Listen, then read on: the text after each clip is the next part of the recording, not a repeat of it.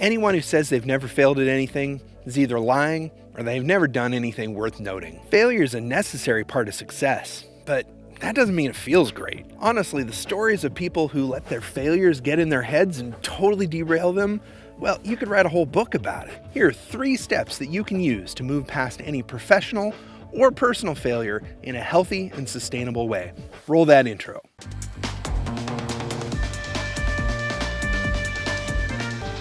Hi, I'm Jeff Lanctot with Creative Mindset. My mission is to take my 10 plus years as a creative professional and break down the tools and the mindset you're going to need if you want to take your creative ambition to the next level. If this is your first time here, go ahead and hit subscribe and ring that bell so you don't miss a single video. Now let's get into it. Step 1.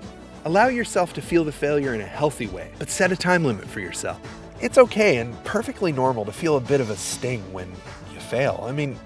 I'd be more worried if you didn't feel something. That sting really just means you had your heart in it. So take time to lick your wounds. Now is a perfect time to practice self-care, whatever that means for you. But realize that sitting too long in misery and just kind of wallowing in it, that isn't healthy either. So set a time limit and hold yourself to it. When that time's up, it's time to get back to it. Step 2, evaluate the failure for any lessons or takeaways that you can carry forward. What are the takeaways? Every success and every failure contains lessons. But if you don't take time to make note of them, you'll be missing opportunities to make changes and apply lessons to your next project down the line. I recommend writing your lessons and observations down. Don't rely on your memory or your recollections.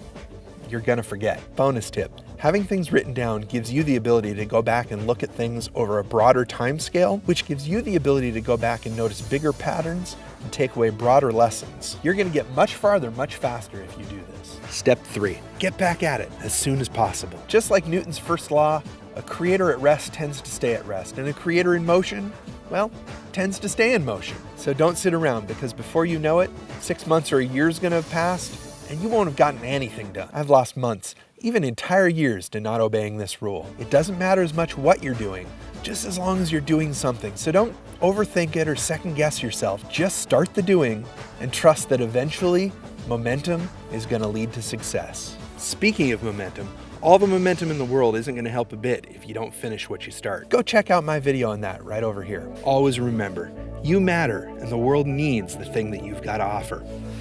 You got this.